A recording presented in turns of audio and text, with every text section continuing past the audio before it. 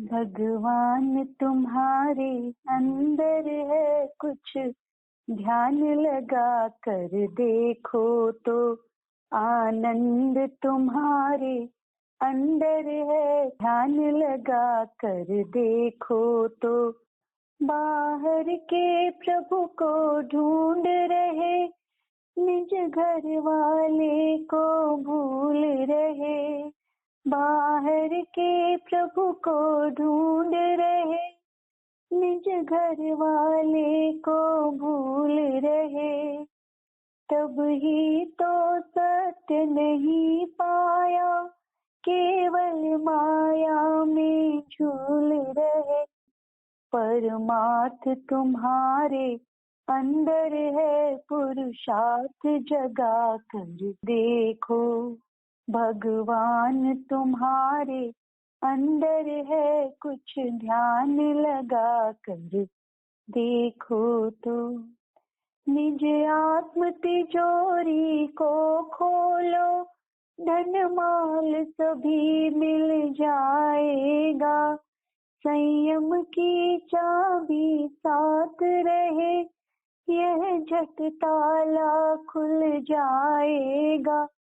सर्वस्व तुम्हारे अंदर है, वैराग्य जगा कर देखो तो। भगवान तुम्हारे अंदर है कुछ, ध्यान लगा कर देखो तो। है शांति नहीं गिर कंदर में, है शांति न मस्जिद मंदिर में। है शांति न धरती अंबर में, है शांति न धन के अंदर में। बस शांति हृदय के अंदर है, कुछ त्याग बढ़ा कर देखो तो। भगवान तुम्हारे अंदर है कुछ, ध्यान लगा कर देखो तो। आनंद तुम्हारे अंदर है कुछ, ज्ञान लगा कर देखो तो। ध्यानाभ्यास के लिए कृपया अपने नेत्रों को बंद कर लीजिए। नेत्रों से हम भौतिक दुनिया को ही देख पाते हैं और भौतिक दुनिया सुख की बनी हुई नहीं है। भौतिक दुनिया को देख जानकर हम निरंतर आकुल व्याकुल रहते हैं। उस आकुलता से बचने के लिए नेत्रों को बंद कर सिर से पैरों तक इस मूर्त शरीर में आपका अमूर्त शरीर है, आपका स्वरूप है जो आनंद रचित है, उसके आनंद को भोगिए। इसके अतिरिक्त मोक्ष का कोई मार्ग नहीं है। मूर्त की सहायता का जीवन हमको मूर्त ही करता है, मूर्त से बांध कर ही रखता है। अमूर्त होना है तो अमूर्त की तरह जीना होगा। मूर्त के बंधन से मुक्त होना है तो अमूर्त की तरह जीना है। अकेला अमूर्त जीव कुछ भी बाह्य चेष्टा नहीं कर सकता है। न वचन चेष्टा, न काय चेष्टा, न मन का व्यापार, न इंद्रिय व्यापार, न कुछ स्मरण ही कर सकता है। अमूर्त जीव कर्म के बंधन से मुक्त होकर केवल सुख का अनुभव करता है। वही हर जीव की आकांक्षा भी है कि उसको किसी प्रकार का कोई दुख नहीं हो। पर जहाँ तक इंद्रियों का उपयोग हम करते हैं, मन वचन काय की चेष्टा करते हैं, वहाँ तक नियम से आकुलता है। शारीरिक दुख है मानसिक दुख है, औपाधिक दुख है। दुखों का कोई अंत नहीं है। रास्ता एक ही है कि हम स्वभाव से अमूर्त हैं तो अमूर्त की तरह जीना प्रारंभ करें। अर्थात मूर्त इंद्रियां नहीं है, मूर्त मन भी नहीं है, मूर्त शरीर भी नहीं है। ऐसा मूर्त से रहित जीव निश्चेष्ट ही रह सकता है, कुछ चेष्टा नहीं कर सकता है। इतना विशेष है कि ऐसी स्थिति में जीव को बिना कुछ चेष्टा किए ही सर्वांग में सुख का अनुभव होता है। वहाँ पर क्षुधा, तृषा आदि कोई रोग, कोई दुख नहीं रहता है। उसी स्थिति को हमने पाना है। इसके लिए अपनी मूर्त जो मूर्त शरीर में मिली हुई है, स्व संवेदन गोचर भी है, उसका अनुभव करते हुए रहना है। अर्थात अत्यंत स्वावलंबी रहना है। बाह्य मूर्त पदार्थों का आश्रय तो नहीं करना है। जो मूर्त शरीर मिला है उसकी सहाय से भी कुछ चेष्टा नहीं करनी है। कुछ देखना जानना नहीं है, कुछ विचार करना नहीं है, कुछ स्मरण करना नहीं है। इतना यदि हम संयम वर्त सकते हैं तो ही अपने स्वाभाविक सुख को पा सकते हैं। जन्म मरण से मुक्त होकर परमात्मा हो सकते हैं। और ये अभ्यास हमको करना ही होगा यदि हम दुखों से मुक्त होना चाहते हैं। वृत्तियों को बाहर से पूरी तरह समेटकर अपने शरीर प्रमाण रहना है। सिर से पैरों तक अपने स्वरूप से ही युक्त होकर रहना है। स्वाधीन रहना है, स्वावलंबी रहना है। स्वावलंबी को बंधन नहीं होता है, परावलंबी ही बांधा जाता है। जो इंद्रियों का व्यापार करता हुआ इंद्रिय विषयों को चाहता है वही कर्म से बांधा जाता है और बारंबार मरण को प्राप्त होता है। और हमारा तो सारा ही जीवन इंद्रिय ज्ञान रूप हो रहा है। निद्रा में भी ज्ञान का व्यापार चला ही करता है। प्रतिपल हम ज्ञान ही कर रहे हैं और रहे सहे में पंडित साधु भी ज्ञान को जीव का स्वभाव बताकर मरते हुए जीव को मार रहे हैं। जीव को सुखी होना है तो अपने को सुख स्वरूप मानना होगा, तभी वह अपने से युक्त रहकर सुखी हो सकता है। और जानने देखने वाला बनकर तो वह बाहर जानता देखता ही रहेगा, अपने सुख को नहीं भोग सकता है। बहिर्मुखता पर लगाम नहीं लगा सकता है। मूर्त इंद्रियों का आलंबन करता हुआ रहेगा। परावलंबन होगा वहाँ कर्म का बंधन नियम से होगा। संसार में जन्म मरण नियम से होगा। अपने को ज्ञान स्वभाव मानने पर सारा ही धार्मिक अनुष्ठान वृथा हो जाता है, क्योंकि फिर बहिर्मुखता स्थायी हो जाती है, संसार ही अनंत हो जाता है। इसके प्रतिपक्ष जब जीव अपने को सुख स्वभावी मानता है तो सुख की कामना की पूर्ति के लिए वह अपने से युक्त होकर वीतराग हो जाता है। कर्म के बंधन से मुक्त होकर अपने सुख को पा लेता है।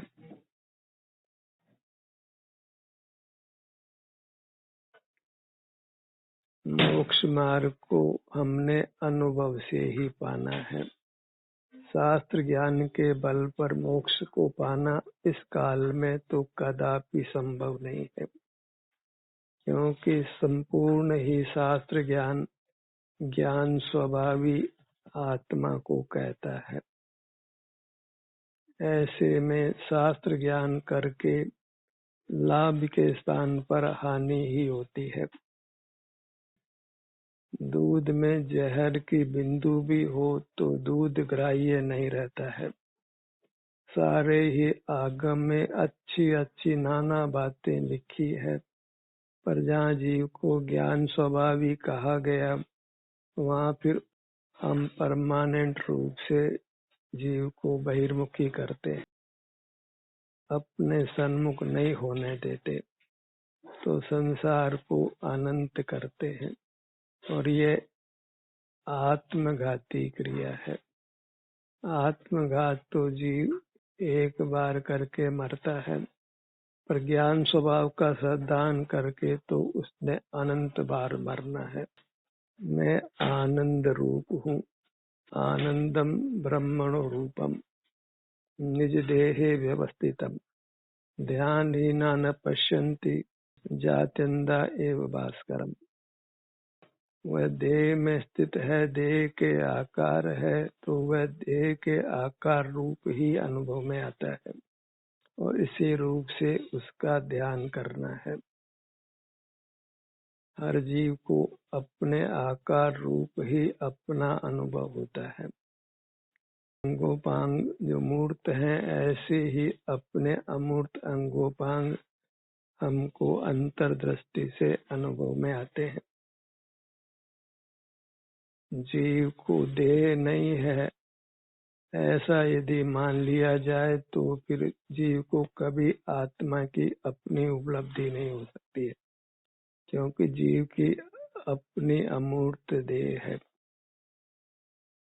जीव की देह के रूप में प्रसिद्धि नहीं है और उसको ज्ञान स्वभावी प्रसिद्ध किया गया है। इन दो कारणों से जीव कितना भी जिनागम पड़े, कितनी भी क्रियाएं पालता हुआ, उसको मोक्ष मार्ग कदापि नहीं है। इसी कारण से वास्तव में बोधि की अत्यंत दुर्लभता है। मोक्ष मार्ग को अपने आलम्बन से प्राप्त करिए। अपने सन्मुख होकर हमको शांति का, सुख का अनुभव होता है, स्वास्थ्य की प्राप्ति होती है और स्वास्थ्य के होने से ही सुख का अनुभव होता है। तो अपने को सुख स्वभावी मानिए और सुख स्वभाव के अनुभव के समय कुछ बाहर का जानना नहीं होता है, और बाहर का कुछ भी नहीं जाना जाए तो भी अपने सन्मुख होने से हम स्वस्थ होते हैं और सुख का अनुभव करते हैं। तो सुख की कामना सब जीवों को है, पर बहिर्मुखता पर कोई जीव लगाम लगाता हुआ देखा नहीं जाता है। अपने स्वरूप के संवेदन रूप रहने का प्रयत्न नहीं करता है। मूर्त इंद्रियों का, मूर्त काया का, मूर्त पदार्थों का आश्रय छोड़ने का किंचित भी प्रयत्न नहीं करता है और अपनी मूर्त जो कि अमूर्त है, स्वानुभव गोचर है, उसका आश्रय नहीं करता है, उसके अवलंबन से नहीं जीता है। तो फिर दुखों का अंत नहीं है और सुख की प्राप्ति नहीं है। जीव को या तो आनंद रूप मानिए या फिर ज्ञान रूप मानिए, दोनों का समवाय नहीं है। ज्ञान रूप अपने को मानते हैं तो आप आनंद का अनुभव नहीं कर सकते। आनंद स्वयं अनुभव रूप है, उसको ज्ञान की पराधीनता नहीं है। ज्ञान तो प्रकट ही पराधीन है, इंद्रिय आदि की सहाय से होता है, प्रकाश आदि की सहाय से होता है, और वस्तु के समीप होने पर ही होता है और केवल मूर्त पदार्थ ही जानने में आते हैं। और मूर्त पदार्थ सुख स्वभावी नहीं है। ज्ञान का कोई उत्तम फल है तो यही है कि हम ये निर्णय कर लें कि हम आनंद स्वभावी हैं और फिर उस निर्णय को घोखते नहीं रहना है, उसका विकल्प नहीं करते रहना है। अपने को आनंद रूप निर्णित करके फिर आनंद का अनुभव करते रहना है। मैं सुख ही हूँ और मूर्त के बंधन से रहित जीव केवल सुख का ही अनुभव कर सकता है, अन्य कुछ भी नहीं कर सकता है। उदाहरणता से कहें तो वह कुछ भी ज्ञान नहीं कर सकता है। मोही जीव ही जीवों को ज्ञान स्वभावी प्रसिद्ध करते हैं। जीव के पास दीक्षित ज्ञान कर्म के संबंध से ही होता है। ज्ञानावरण कर्म के क्षयोपशम से जीव को विकसित ज्ञान मिलता है।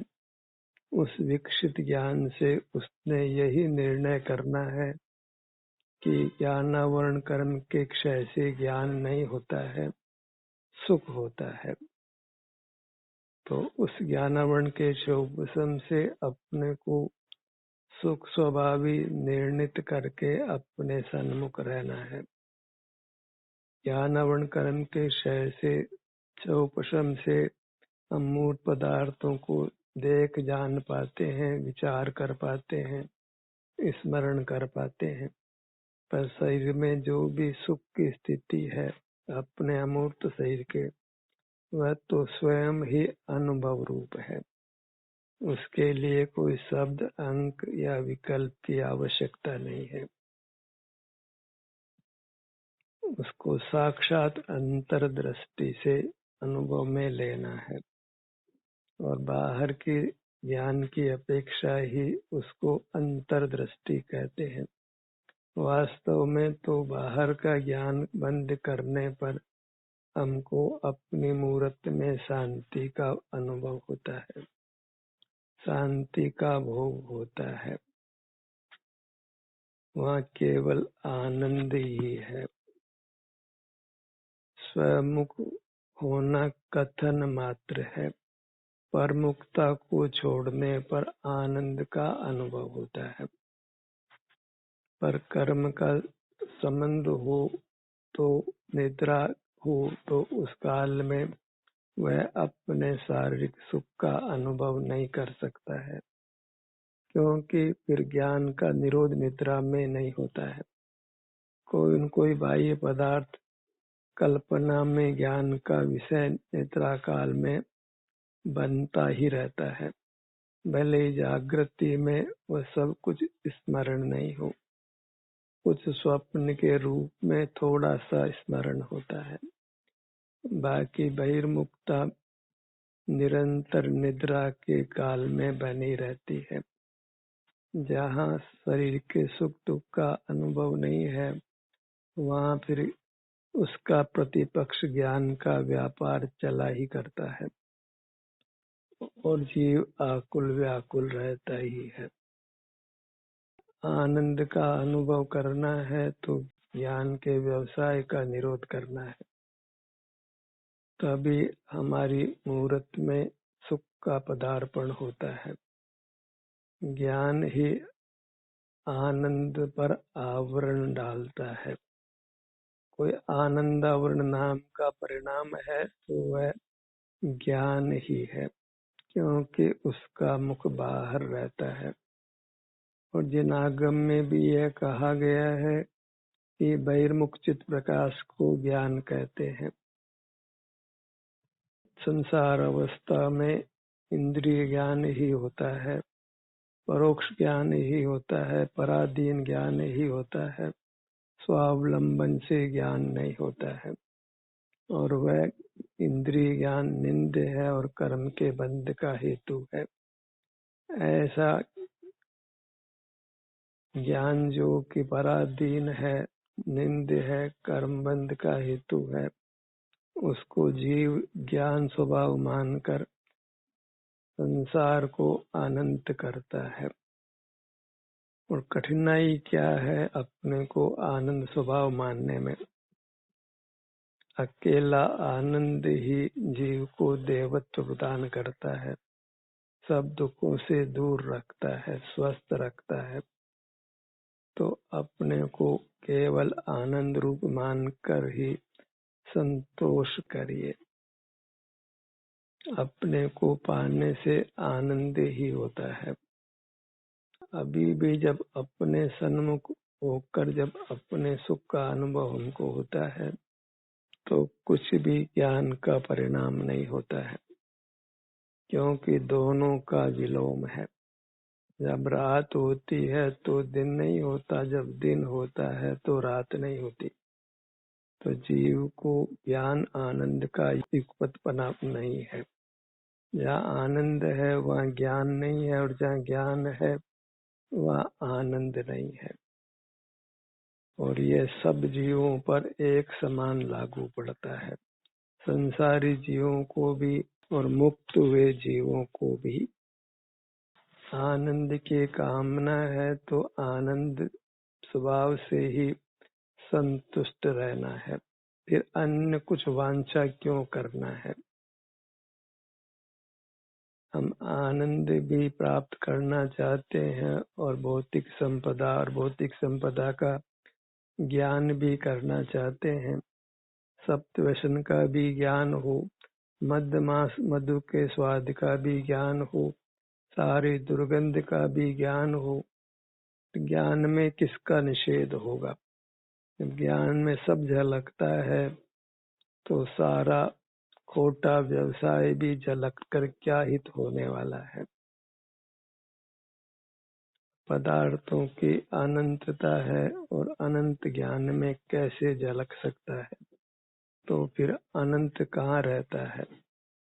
सब प्रकार से अपने को आनंद स्वभावी मानने से ही हमारा हित होना संभव है। हम आनंद को पा सकते हैं, अन्यथा तो दुखों में ही जूझते रहना है, विकल्प ही करते रहना है। ज्ञान तो आगम में भी सविकल्प माना गया है, और विकल्प का नाम ही दुख है।